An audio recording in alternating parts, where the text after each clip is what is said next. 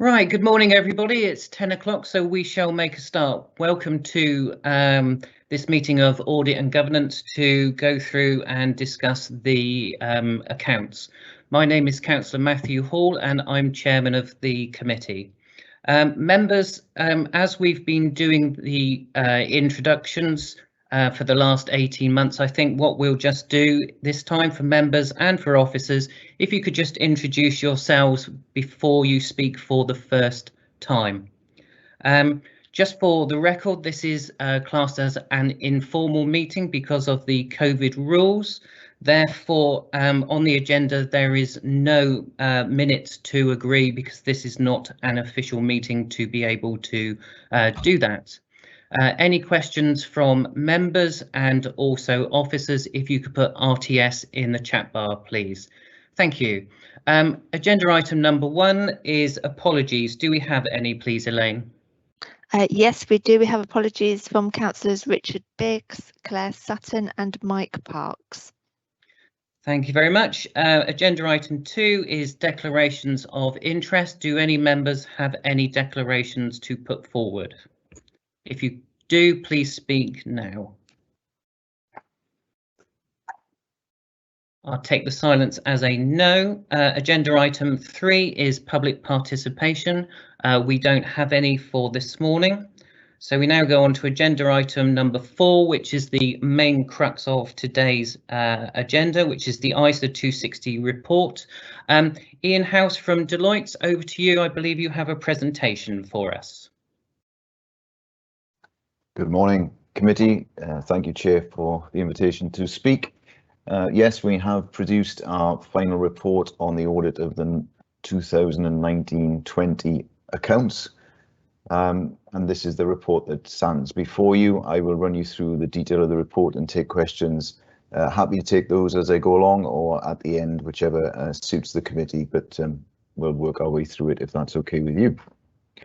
Yeah. So on page 3, we have the key messages in this report. The most important and sort of upfront one is that we've virtually completed the audit now at long last. Just some final tiny bits being tidied up today, hopefully to clear that off. We will expect a signed management representation letter from you just in the standard sort of format. And we need to do a review of events since the 31st of March 2020 to 2021 for anything that might be relevant to the accounts as at the 31st of March 2020. So that's all progressing very well. The conclusions from our work are that there are 6 unadjusted items we've identified as audit misstatements. They are not material, but they are above the threshold which we said we would report to the committee, which was 700,000. So they're above that level, but they're not material in total. So we don't believe that if they're not adjusted, it won't affect the view of a reader of the accounts in terms of how they might conclude on what the accounts are telling them. But we do ask you to confirm that you're happy not to adjust those items, and so that's one thing we'll come on to towards the end.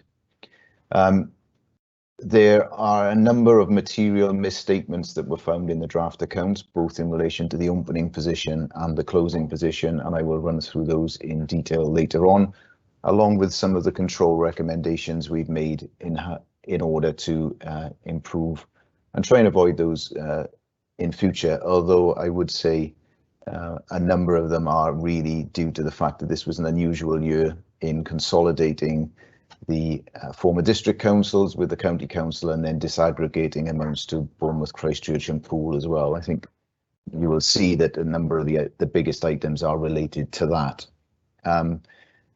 So we will be issuing a modified opinion on the financial statement, sometimes referred to as a qualified opinion. That is in relation to one balance, which is the provision for appeals in relation to non-domestic rates.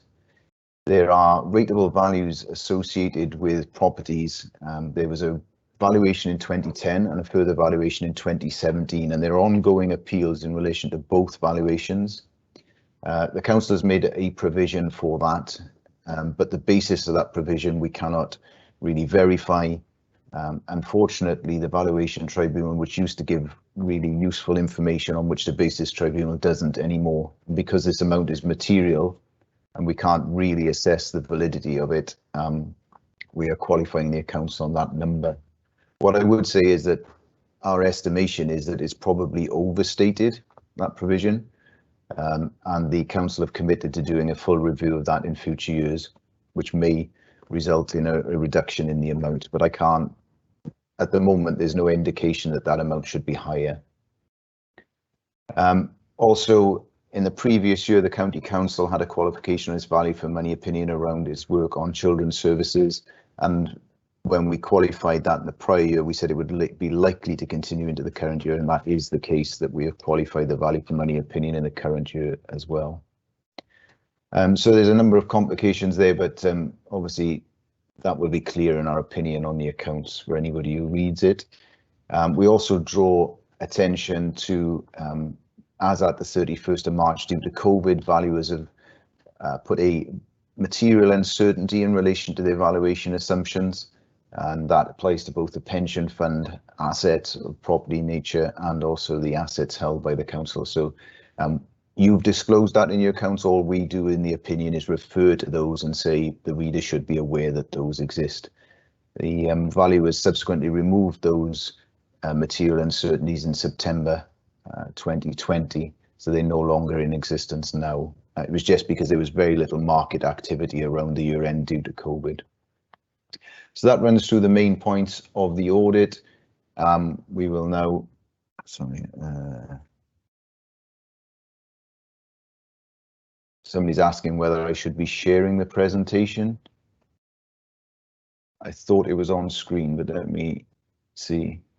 I've got it on screen, Ian, but you are on just the beginning page. I don't know if at any point you want to scroll down when you're talking about specifics. I'm not sure I'm able to control it, but if I will call out the page numbers and hopefully we can scroll on from then, if that would be helpful. Yeah, so I'm about to go to page 6, if I may.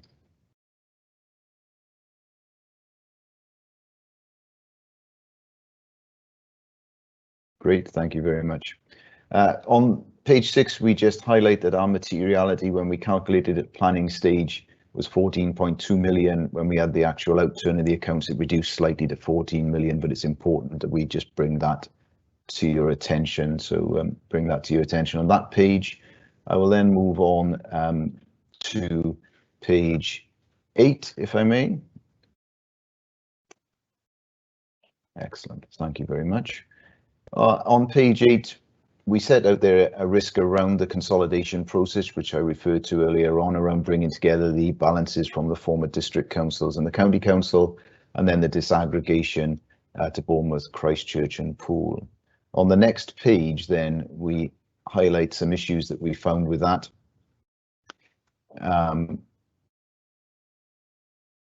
One was around an issue that was brought forward around the classification of assets, but because that's just between long-term and short-term debt as an investments, we were not too worried about that one that came up there. One of the issues that occurred with this was that in the opening balance sheet of the draft accounts, it also included the assets which were disaggregated to Bournemouth, Christchurch and Poole. So effectively what was done was they were all brought together into one set of assets, and then there was a disaggregation, and that was treated in the accounts as if it happened during the year rather than in setting the opening position. So that reduced the opening balance sheet by £54.8 million in terms of net assets. It is the correct position because those assets weren't actually in the control of Dorset Council on the opening position. They were transferred effectively at midnight to Bournemouth, Christchurch and Poole, and we wanted to make sure there wasn't double counting, that those assets weren't in the opening balance sheet of Bournemouth, Christchurch and Poole as well as Dorset Council. So that has been corrected, and we've been through all of that in detail, aggregating up all of those numbers and making sure they come together effectively. We also identified some assets which were incorrectly classified between surplus assets and operational assets, and that's been corrected. Moving on to slide 10, we looked at property valuation as a significant risk in terms of the accounts and how the complicated methodologies are applied to these modern equivalent asset valuations. It was complicated by the fact there were 3 sets of valuers involved, looking at the former district assets, the former county assets, and the farms. And we used our valuation experts to walk through those. The point I would bring to your attention here is that there was a £1.1 million unadjusted misstatement in relation to Southwark's house. It's just that the accounts didn't reflect the latest valuation provided by the valuer of Southwark's house. So that is on page 11 in the Deloitte view box, which is there in the report view. So that's the 1.1 million in the middle of that box there. The next risk was the completeness of accrued expenditure on page 12. And you will see there that we didn't find any evidence of fraud, which is always good news to report. We've identified some internal control improvements that could be made in terms of the way in which a general accrual was made and some of the capital accruals, but there were no material errors in relation to this significant risk. The next risk, which is on page 13, was the valuation of the council's pension fund liability. Again, a very complex area which relies on the work of experts in terms of actuarial valuation.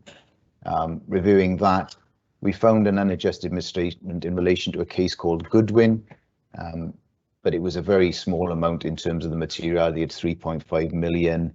In terms of the overall pension liability, not material, and therefore we're happy that that is an unadjusted misstatement if you're happy with that.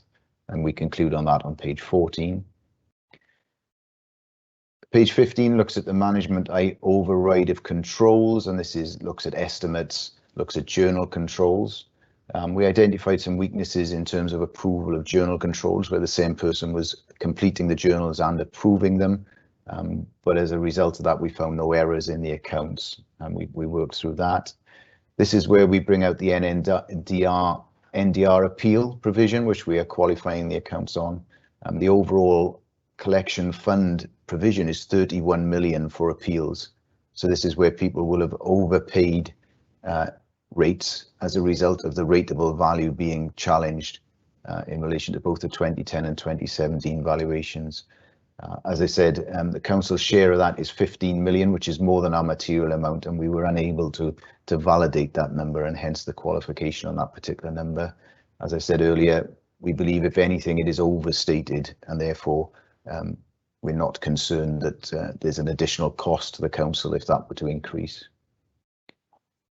And then value for money, this relates to inspection work which occurred in previous years in relation to children's services. You're all, I think, very familiar with this and the qualification that was on last year's accounts. Obviously progress is being made, but during the year in question, not enough time really had passed to address all of the issues coming out of that inspection for us to be satisfied about the arrangements in relation to value for money. And hence there will be a qualification of the value for money opinion in relation to 1920. And we conclude on that on page 18. I would then take you really through to page 25, where we summarize the financial control issues that we raised as part of this audit, and there you will see there are management responses to those. I won't run through each of those in detail, although, Chair, I'm happy to take any questions on specific ones that members might have. I think the important thing is that management have responded positively to the points that we have raised for improvement going forward. And then I will take you on, if I may, to page 34, which is the adjustments. I've mentioned the adjustment to net assets in the opening position, the 54.8 million, which was the movement of the assets to Bournemouth, Christchurch and Poole from the overall consolidation. The main ones there that I would draw your attention to are the debtors and creditors ones. They are very big numbers at 99.6 million and 114 million.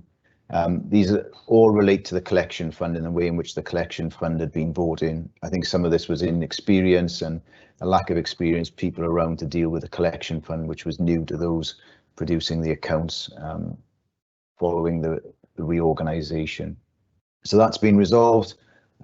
Some expertise from somebody who used to do the collection fund was brought in to help rectify that issue, and those issues have been resolved. They don't affect the amount need to be raised from council tax, which is perhaps the most important thing for you as councillors. These are purely balance sheet entries. And I think that's the really important thing with all of these entries. They're not really changing the amount of money that needs to be raised from council tax. So whilst a huge amount of audit effort and staff effort has gone into getting these numbers right, they don't affect those numbers in terms of council tax requirement. And that's probably the key thing for you when you're thinking about the budgets and what needs to be raised. So I won't run through any more of those in absolute detail, and then the unadjusted misstatements are set out for you there as well. As I said, none of these are individually or collectively material, but you do need to be comfortable the accounts aren't adjusted for these. There is obviously quite a bit of work involved in adjusting these numbers because you adjust them in one place and that flows through to many areas in the accounts.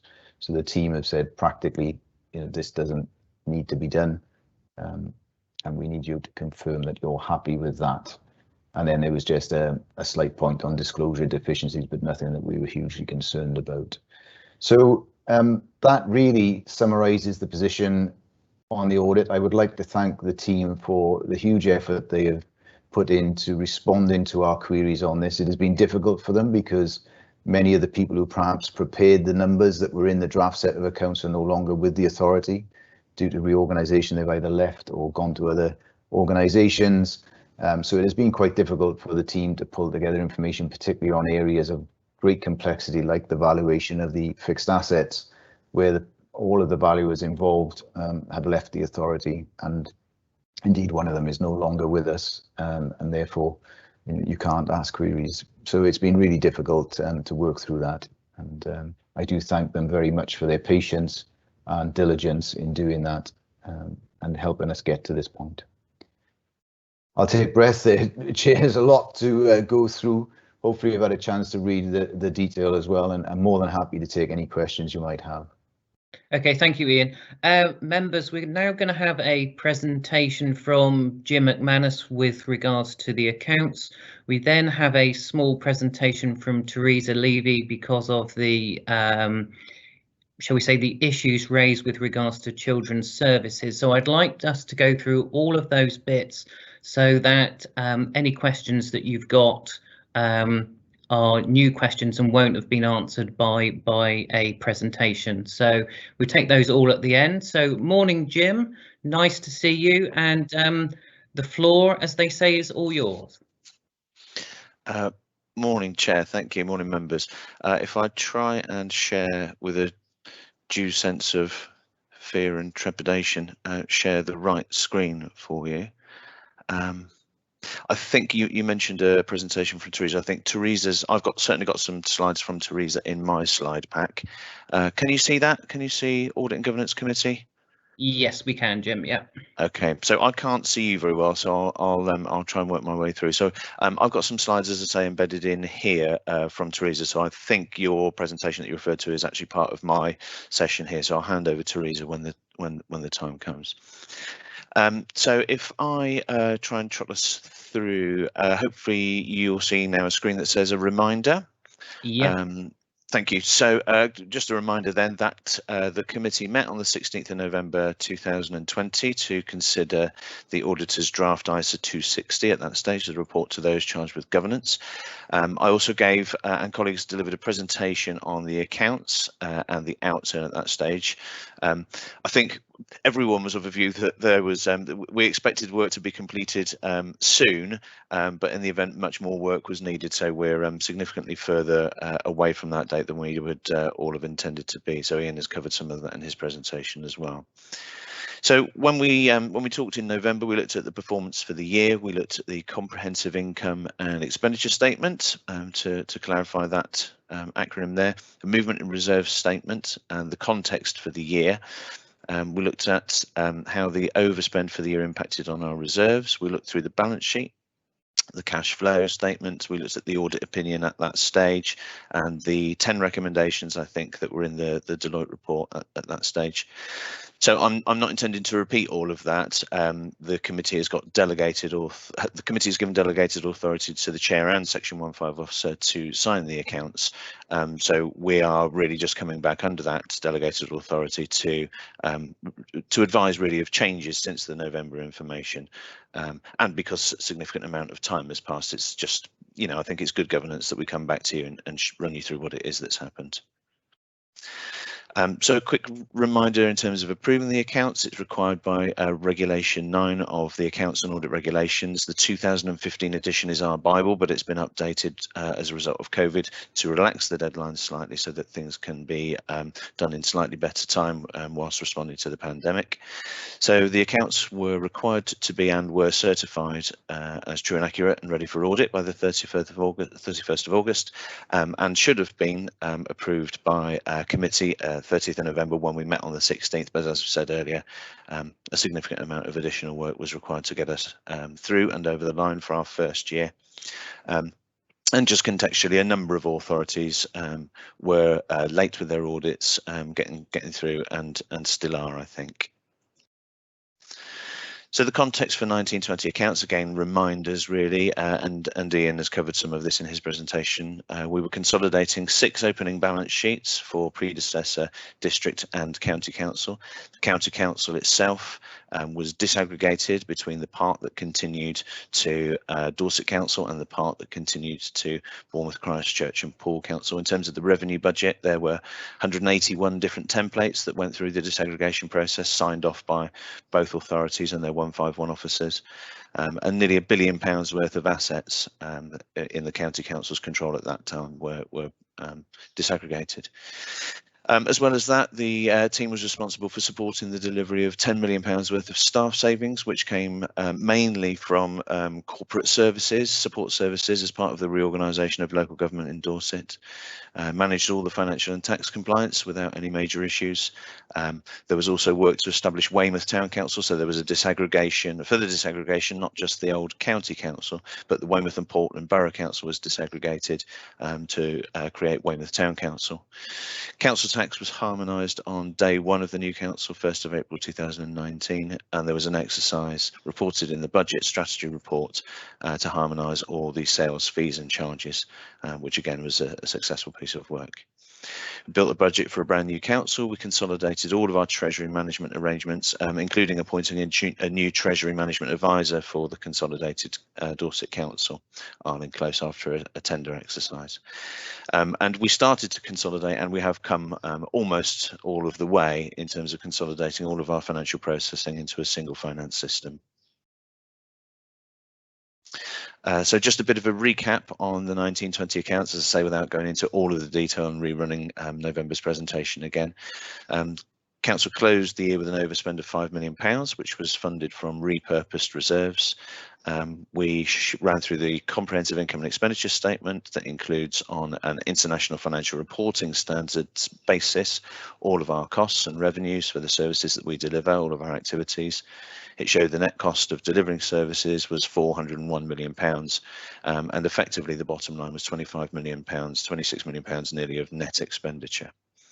The movement in reserve statements we also ran through with members. It analyses the movement in the performance for the year and how that splits down into each of the areas of reserves. So we can't just talk about the £5 million outturn and that being the same as the comprehensive income and expenditure statement. There are lots of accounting requirements that go into those, and that's why it splits down into the movement in reserve statement and understanding all of those adjustments. And the bottom line really there, that the council's general fund started the year at £15 million, and despite repurposing £5 million from other reserves, we still closed the year with about a £31 million general fund, of which 28.2 million was the council share. Sounds slightly odd that there's a difference between the two. In theory, the council share is all of it, but there is a part that is the retained schools balance, which is still required to be reported as the council's money, but it is held on behalf of schools. And again, just to finish the recap for the 1920 accounts, in terms of the balance sheet, when we established Dorset Council, total assets of nearly £1.25 billion. And during the course of the first year, long-term borrowing reduced by nearly 21 million, borrowing overall down by 15 million. Leasehold obligations continuing to reduce in terms of the council pursuing its own value for money agenda, so that it's been more affected to finance its assets by borrowing itself and through its own cash balances than it has been to lease. There was still 51 million of capital grants to be applied to future expenditure that had been identified in the capital programme. So here and elsewhere, we've talked about slippage in the capital programme before. So there's just some confirmation there that some of that capital grant rolls forward to finance some of that slippage in future years.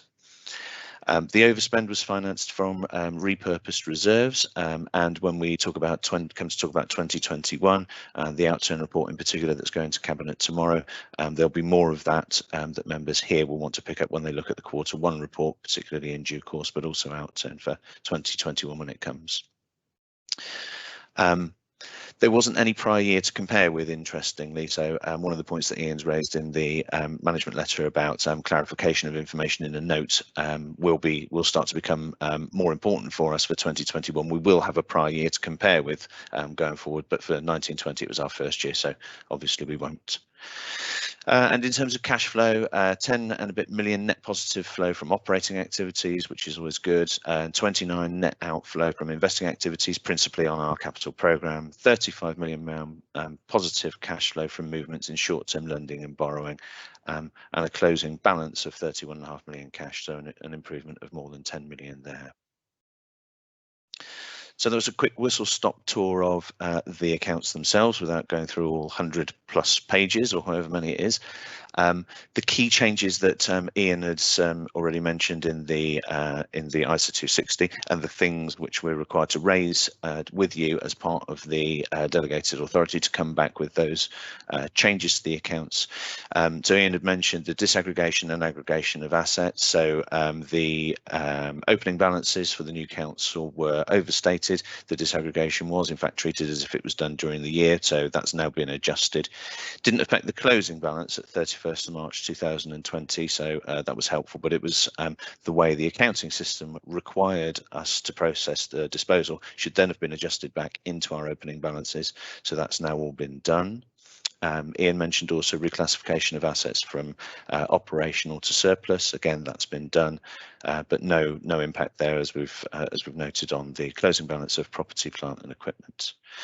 The NNDR provision, and there's a little bit more to say about that in a moment. The opening balance sheet was adjusted, closing balance adjusted, reclassification there. So, and again, it talks through which notes have been amended to bring those out. And Ian also mentioned the collection fund, the closing balance sheet adjustments for debtors and creditors. I always like to think of this without wishing to look like I'm trivializing it. I always think of it in terms of mastermind.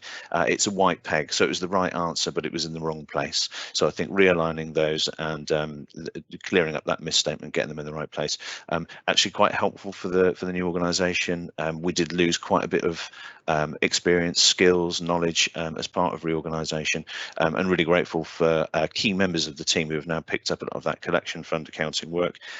It was really complicated already, especially if you're starting that job without any experience in that field.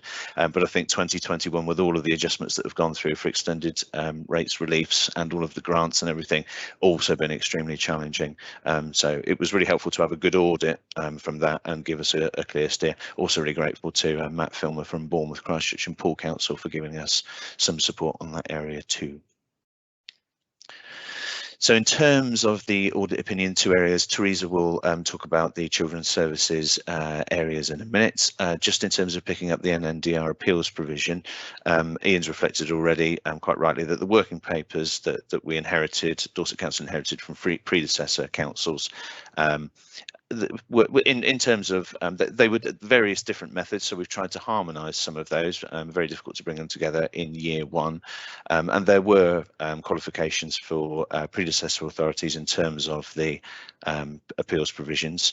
So it's, as Ian said, based on the provision being potentially overstated, and it's really difficult to kind of get a really good sense of accuracy on here, because at the time and still probably we lack really good quality information from the VOA. Just one of those things, we have to do the best that we can. We knew that there were issues for the new council, and there have been improvements. So we produced a working paper for the 1920 audit, but I think Ian is right. The substance of what he said is that there were some issues. So again, having a good audit around that area has given us a really good heads up. We have incidentally got some better information from the VOA, and I say better, not necessarily good or great, but we've also had quite a number of cases actually decided during the course of the year, which will help us with our method as well. So we've produced an updated working paper which we've already shared with the auditor, and we're hoping for an early review of that. The early review point really being that we didn't, when we looked at this in November, we didn't have the ISA 260 featuring the NNDR appeals provision. So we're really keen, because it's a significant issue, to get decision and early dialogue around that. Our view being, if there are still continuing concerns from the auditor about our provision, then we can get on and deal with that and agree what our method and our outcome is. So just to recap, we're hoping that our new working paper and our method will have resolved the qualification issue. It is much clearer method. We have got better data on which we can base it. And in terms of the overall appeals provision, Ian referred to a figure of 31 million. I think we're now down nearer 25. So the authority's share of that being just about 49%, 50%.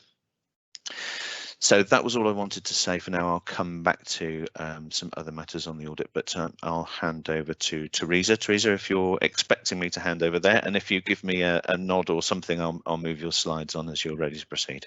Thank you. Thank you, Jim, and good morning, Chair and Committee.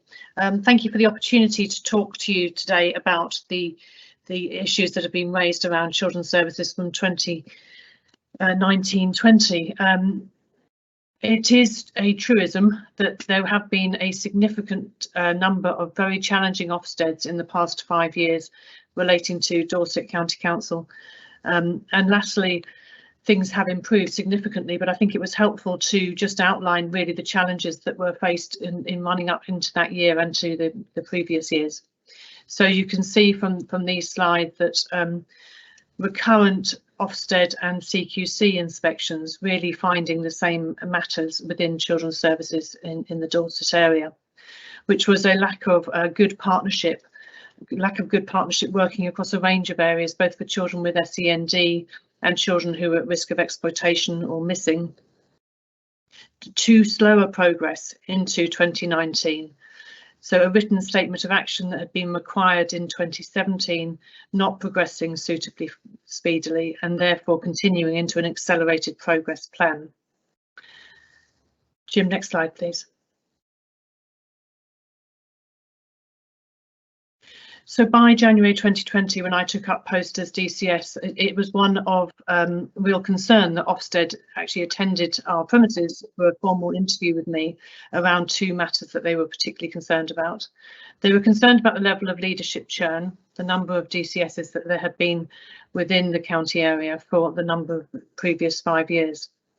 And they were also concerned about the persistent and high level use of unregistered care placements. I was concerned about them too.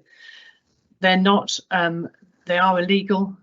We are not authorised to place under 16-year-olds in unregistered care placements, and rarely they provide good care, and they're also extraordinarily expensive. We began then a very clear and detailed improvement journey from that time onwards, run through the Strengthening Services Board, which has been chaired by the Chief Executive, and the Strategic Alliance for Children and Young People Planning Board, both partnership boards, and the Strategic Alliance Board is chaired by Councillor Wolf. A real clear dedication and commitment to all, particularly the children of Dorset, but also to Ofsted and others, that this is a matter that's held at the very highest level of priority and importance across members and across the corporate one team. Moving that process through, however, is sometimes a slow process. However, I've been incredibly fortunate with having a very strong team in 18 months to make progress that I think probably would normally take about 3 years. We're in this place at the present time that when Ofsted visited again with CQC in October 2020 as part of a 2-day visit, they could see that despite the pandemic, and in fact that visit was very much focused upon the impact of the pandemic on our children, that we had worked together and had coordinated a very effective response. That's not to say that children with SEND haven't had a really challenging pandemic, they have, but that we were clearly working together to make things as good as possible. And by January 2021, a further visit from the Department of Education to review the accelerated progress plan determined, very strongly that these SEND improvements, which clearly link heavily to our high needs block issue, were addressing matters far beyond the early scope of the original inspection agenda, and were demonstrating such clear and sustained progress that we no longer required formal monitoring.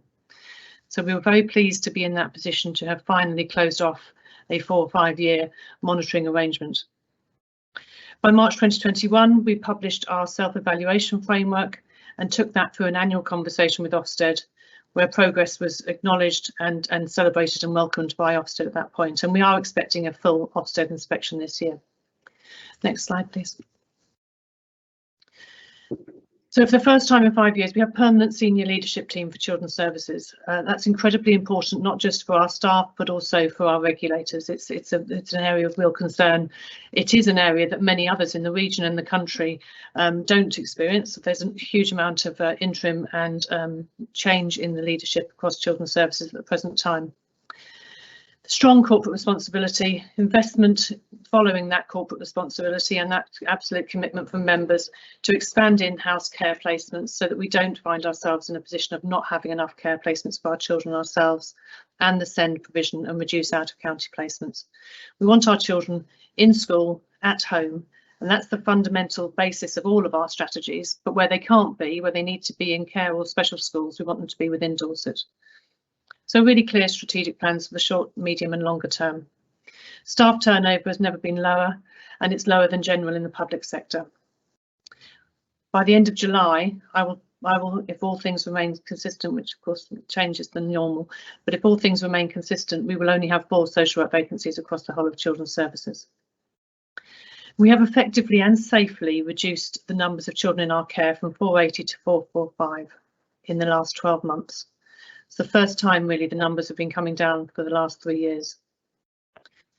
And we no longer have any children under 16 in unregistered provision. And we're looking at having all of our placements for 16 and 17-year-olds being registered, and that is actually above the government standard. But we think for us that's incredibly important, and we know that it provides the quality of care that we want. Last slide, thank you. So we have 2 red risks remaining on the corporate risk register, and we think these are right, and they are at the present time the things that we're absolutely focused on and have really clear plans around. So we have a lack of placements still at the present time, largely a national problem. Ofsted have turned back on their inspection regime in the last few months, and I received probably 2 notifications a week of closures or premises in the private sector that they have deemed inadequate and therefore not usable. So the actual marketplace is dwindling, so our need to grow our own and particularly recruit our own foster carers has never been greater. We have maintained a steady net balance around foster care, but we have 25 potential households going through approval at the present time. Our high needs block, we've had a significant conversation with the Department of Education, and they have signed off our high needs block reduction strategy, as has the recent finance peer review that described it as a compelling vision delivered with a passionate one team approach across the whole of the council area. But we're coming from a very low base and it's a very big hill to climb. Our strategy will get us there, but it's not a 1 year turnaround. I think our services are better than they have been for many, many years, but it's a work in progress. And I look forward to Ofsted's return in good time to be able to tell us that we're on the right journey and that we're on the right track. We know that we are, the evidence says we are, the performance indicators say that we are, but it remains a particularly challenging environment to work within. Thank you. Is that back to you, Jim? It is back to me, Chair. Thank you. Just to 2 or 3 slides to conclude with. So if I summarise where we are with the audit opinion that you've seen already, previous qualification issues around financial statements from legacy councils mostly dealt with. As I say, we have the NNDR backdated appeals provision to deal with, and as I say, we've shared the working paper. You've already heard from Teresa about action in children's services and looking forward to the return of Ofsted to mark progress. The recommendations individually in the ISA 260 you'll see have all been responded to, and I think for me the issue is not just writing some words in response to what Deloitte is saying to us. They're actually getting on and dealing with those actions and seeing the substance of that actually coming through and being validated by the auditor in their work when they conclude for 2021. We're looking to address those qualification matters and be interested to hear if there are any reflections from committee on that in a moment or so. because I think it would be remiss, given where we are, not to mention next steps in planning. So clearly we're very keen to have the accounts signed. Delegated authority exists to enable us to do that, as we summarised earlier. I don't think either us or the team from Deloitte want the process to take this long again. We certainly want to make improvements. So from our own perspective, officers have reviewed and updated our timetable and our method, and we've talked about some of that this morning. I think what's really important to us is being clear on the definition of done. So if the auditor asks a question and we respond, we need confirmation from the auditor that that has actually been addressed satisfactorily, rather than either assumptions or not concluding with a piece of communication. So it's really important that we close that off, and as well as being clear of what has actually been done and is completed, being clear of what hasn't yet been done, so we know what to expect. All of that, I think, will help with better planning and allocation of the people resource required to do the work. That's the Dorset Council team as well as the Deloitte team. So we've taken note of recommendations in the ISA 260, and many of those are already embedded in the preparation for the 2021 work, but some have only just been seen recently. So we're agreeing those recommendations, but we need to kind of think through our response to those and the work that we've done so they don't appear in future. In terms of our team, I think we have built and we're continuing to build resilience in the team and in the processes. All of the things around people being identified for specific tasks, sharing that, the QA process and the sign-off that we go through individually, moving to a single system, moving to a single bank account. All of those things bode well for the future, things that we said that we would do, and we are continuing to move in the direction and close all of those out. But I suppose my final warning, and I suppose from Ian as well, which is the auditor also has their governance and their regulatory framework that they sit within. So despite the fact that both Ian and I might disagree on the amount of work that has to be put into some of the things around valuations, because they are not particularly exciting or relevant for taxpayers of a local authority, it is still work that is required to be done. But perhaps some of the work that the Redmond review will pick up in future will help us apply the bits of international financial reporting standards which truly are relevant and appropriate and important for local authorities, as opposed to those which are less so. And really, the last slide for me, just to give my own personal thanks to the whole of the finance team for sticking with it. It's been a really challenging time to be involved in the preparation for and the delivery of and the support for a single audit, which is now been 18 months. It's the longest in my career that I've ever been dealing with a single audit, and also grateful for the understanding and the support and the encouragement of this committee throughout that process, and other members and senior colleagues in dealing with it. It has been a trial. We're hopefully very close to the end of it now, and hopefully it will stand us in good stead for 2021's audit and beyond. So thank you. I'll close my presentation there and just try and answer any questions or that members might have. I've also, I think, got some colleagues who are a bit closer to the accounts than me if there are any detailed questions, but as I say, hopefully not, as we've reviewed them once and covered the summary changes. Thank you, Chair. Thank you, Jim. Thank you, Teresa, and thank you, Ian, for the presentations. Very helpful, very informative. Members, if you've got questions, please put RTS in the chat bar. I've got a number to start us off with. Oh no, over to Councillor Susan Cocking first. Thank you, Chair. Thank you, Ian, for your excellent report. It was really interesting and answered a lot of my questions already. And I would just like to say a great thanks to the finance team and all the staff and the officers, because I know it's been exceptionally hard. Really, my first question, so I haven't got any questions for Ian because he answered all my questions in his report, but really for Jim, it was about the NDR. You said that there was a working paper, and this seems to be quite an ongoing issue. Is it possible for the audit committee? I do have another question as well. Is it possible for the audit committee to have regular updates? Because it seems to be an ongoing issue and has been for quite a long time. Do you want to answer that one, Jim, and then Susan, then do your second question? Yes, I can do. For one ghastly moment there, I thought you were going to ask me to share the working paper with you, which I'm more than happy to do. Well, I'd be happy to have the working paper, Jim, as well as for information, if that's possible at some stage. More than happy to share anything that we've got. I think in terms of a progress update, that's a really helpful suggestion. Thank you. So if offline, Ian and I, colleagues, have a conversation about when Deloitte will be able to do the review on our working paper and any thoughts that they might have on it, that's probably the first step, and then probably we'll give you an update after that. It is a significant issue, and I think you're right to say, okay, can we understand what progress you're making on it? So that's a takeaway for me and for Ian. Thank you. Okay, thank you, Jim. That's really helpful. I think it'd be really helpful with the committee as well. My second question is not for Jim, so you can be let off now. It's for Teresa. Thank you, Teresa, for all your hard work as well over the last 18 months. I know it's been really challenging, and it was just, you answered half of my question, was about the high level of placements in unregistered care places, which is extremely worrying. And I know that you said you've got no under 16s now. Is there any children over 16 in any unregistered care places in placements? Thank you, Councillor. So we have no under 16s, and that is the illegal bit, to be under 16 and be in unregistered premises. Government recently considered whether they should do the same for 16 and 17-year-olds and determined that they wouldn't. So supported housing providers, which many of you will be familiar with, some of them in our region, continue to provide supported living support and care, I think, in certain circumstances for 16 and 17-year-olds. I'm determined that working with all of those providers, they will all register, so that we will have them all registered, and we're on that journey with them at the moment.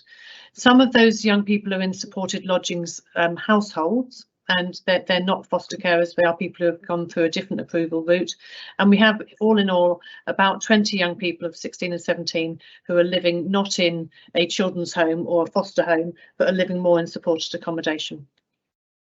Okay, thank you, Teresa. And could we have just regular updates on that as well, please? Just so we know how that piece of work is going, because I think it's really important that all children are protected, whether they're under 16 or over 16. So thank you very much. Thank you. Thank you. Thank you, Susan. As there are no other RTS coming in at the moment, I'll start my questions. Teresa, over to you first. Firstly, I would just like to say that the work that yourself and your colleagues are doing to bring the service forward is excellent. I think it makes a huge difference to any team to have consistency, and I think that is really, really important.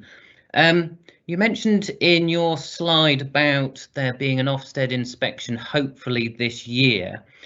Because obviously this process has come through us as Audit and Governance, could you either keep us informed as to when that Ofsted report is due and what the findings are? Now, obviously, I don't want yourself and your colleagues to have to do umpteen reports. So if you would normally bring that through to Cabinet, you know, just please let me know, and then we can work on. But is that something that you could do for us, please?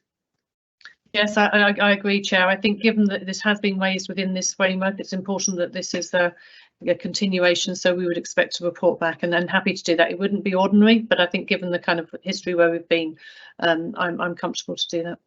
Brilliant, because I think it's important that, you know, we've had these issues, you know, with the predecessor council raised. We're making the great strides to improve and reach where we should be, and I think it's important that publicly we keep an eye on that line so that we are doing everything that we are supposed to and everybody is kept up to date. Thank you. Next question is, I suppose, for Ian and for Jim. Obviously, we understand that this year's accounts, or last year's, or, you know, have taken a lot longer to produce because of COVID, because of the changes in staff, the formation of a new council. How much is this likely to affect the following year's account timeline?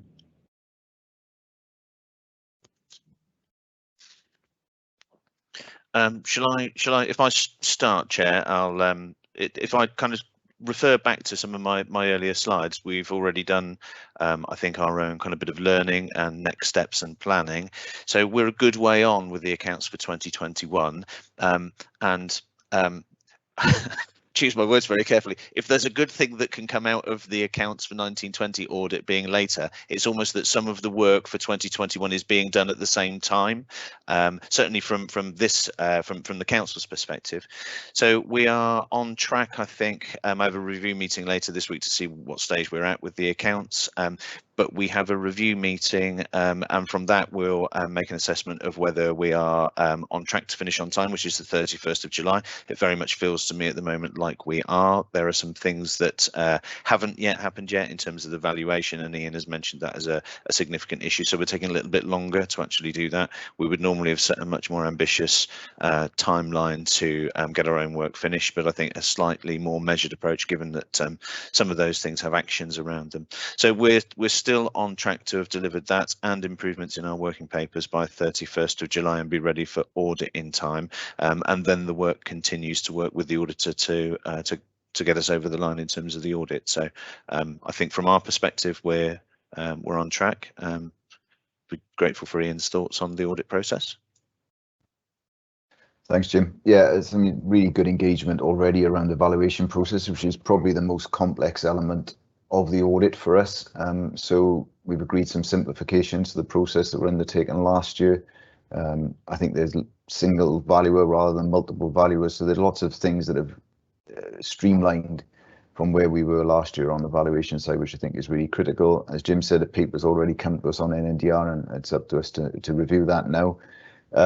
I think an end of September timeline is challenging for every council in the current year, because if we get accounts at the end of July, we've got effectively 6 weeks to audit the accounts before we need an audit committee paper out, and that's if the audit committee is at the very end of September. So we'll be working with the council to try and do that, but it will be challenging for every council, I think, to get to that timeline. But I do not and cannot contemplate a process as long as the current one in any way, shape or form. This has been very difficult for both teams. As Jim has said, it's not unusual across the country. In fact, at the end of November, less than 50% of councils were actually signed. And there are still a significant number, some way off, and some 18, 19 still unsigned as well. So it has been a very challenging process. I think COVID has been a factor in that, but as has increasing requirements from the FRC that Jim referred to as well, which means that we're probably doing more work on valuations and pensions than we've ever done in the past. And that is, requiring councils to produce more working papers and more evidence than they've ever had to do, things that they hadn't prepared normally as part of their preparation. So a number of factors involved in this. This particular one, I think, was hugely influenced by the complexity of the reorganisation, the consolidation, the disaggregation, and the changes in staff, and some changes in staff on our side as well. So it's not all. It's both sides have to work together on this. It's a cumulative thing. So yeah, much shorter time frame in the current year is our plan, and certainly all the right foundations are in place for that. Excellent. I should more than have my fingers crossed. Jim, a couple of other things. On page 10 of Ian's report, obviously there is the mention of about 3 different groups doing the revaluation for the council. Just so that I'm clear, were those 3 groups working from different parameters, or was Ian or the council just concerned because it was different groups' interpretation of what they should be doing? I'm trying to understand the reasoning behind there being an issue with 3, so that everybody's clear on that. Chair, I might need to call on a colleague if either Heather or a colleague is on the call that is able to give us slightly better placed answer than me. Morning, Heather. Thank you. Hi. Yeah, I'd say that actually, yes, we had a number of different valuations, and obviously valuers can have different opinions on the way they value assets. So for the 2021 audit, we've only got 1 valuation, so that shouldn't be an issue. But it is all about the approach to valuations and how they're dealt with. Yeah, I was just trying to make sure that everybody was clear that the reasoning behind there being an issue, because I've heard from some members that they would be under the impression that the council would set the parameters to which the revaluations were done, and therefore some of them were questioning why there was a bit of an issue between there being different groups doing it, because they should be doing it from the same level. But as you say, it's all about interpretation, the same as what you would do in the normal housing market. You know, everybody has a different idea of what what things are worth. Thank you, Heather. Jim, sorry. The 5-year revaluation cycle, I presume that's now more than in the council's diary, and I presume that this is now year 1, or is this now year 2? Chair, that might be a Heather one again. She's dipped out, but I'm hoping she's still there. I think the answer is yes, but she'll confirm for you, I'm sure. Thank you. Yes, we've got the same approach for the 2021 accounts, but for next year, all our assets are going to be valued, and then we'll be going through the 5-year cyclical programme as agreed with Deloitte. So we have got an agreed way forward for the 2021 audit, but it will be that we will value everything for the 21-22 accounts. Thank you, Heather. Jim or Heather, on page 25 of Ian's report, there is comments about management agreeing. Can I just be clear of what Dorset Council is using to describe management? Is that the finance team? Is that the senior leadership team? How and who is the management? I can answer that question if that's okay. Yes, yep. It's the finance team. So the finance team have worked together with those responses going forward. Okay, brilliant. Thank you. Sorry, I'm just going through because I had a whole load of questions, but of course Jim has answered many of them in the presentation. No, I think that's it. Any other questions from members? I'll take the silence and no RTS in the screen as no. Jim or Aiden, have you got any final comments that you would like to make? Yeah, Chair, if I could come in. I'm Aiden Dunn, Executive Director for Corporate Development and the Council's Chief Finance Officer. So I think what we've seen today is a really helpful update from our November meeting. So a very helpful presentation from external auditor, and we as an authority have responded on each of those points. And I think you Chair and committee colleagues have sort of asked the probing questions in addition to those that you've asked in November. So what we agreed in November was that you and I had were delegated authority to sign off the accounts, and assuming when you so today was about sort of just testing and briefing members. So as long as you're happy, then I think you and I would be able to delegate to exercise that delegation, and we've got various management letters to sign and sign off the narrative statement, that sort of thing. But once again, if I could add my thanks to, first of all, the auditors who have done an enormous amount of work on this, but also the Dorset Council team who have worked long and hard on some really difficult technical issues whilst working remotely. They've done a tremendous job. I'd like to add my thanks to the team. So back to you, Chair. Thank you, Aidan.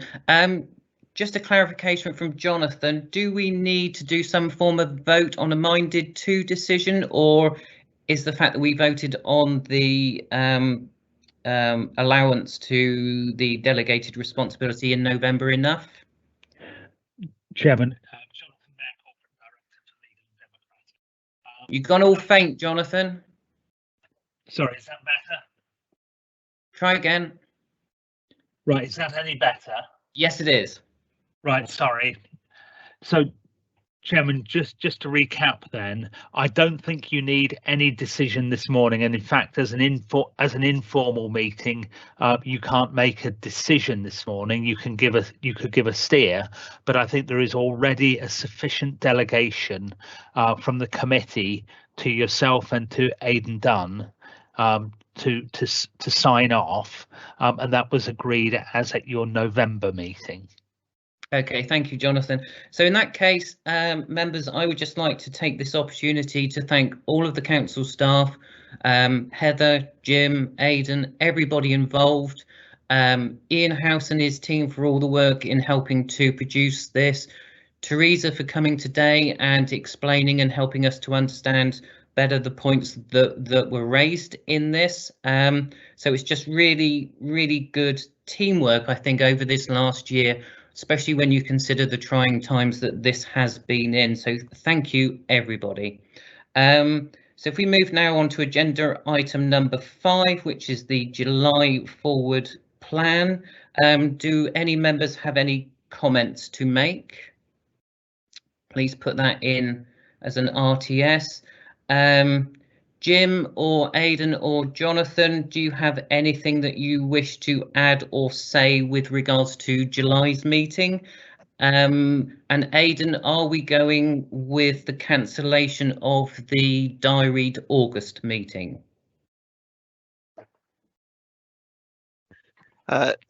Thank you, Chair. Yeah, you and I had a conversation on Friday about cancelling the August meeting because there was nothing in the agenda item, nothing on the forward plan for it. And indeed, it's a time when many members and officers may be on annual leave.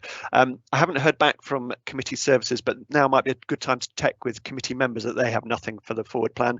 Other than that, I'd recommend that we do cancel the August meeting. Thank you, Aidan. I'm not seeing any RTSs coming in on the screen, so I'm presuming that committee members are happy. I will just say that July's meeting is looking a busy one, so if we're allowed to meet in person, I look forward to seeing you all. If not, make sure you've got a good strong cup of coffee, because we might be sat there for a while. Okay, thank you very much. Nothing there then. I believe item number 6, there are no urgent items, and I believe item 7, there is no exempt business. Is there anything else that members would like to raise or officers like to raise before I close the meeting? I'll take the silence as no, so thank you very much, everybody. Enjoy the lovely rain outside, have a good day, and see you all and speak to you soon. Thank you. Thank you, Chair. Thank you, everyone. Thank you, Chair. Chair. Thank you, Chairman. Thank you.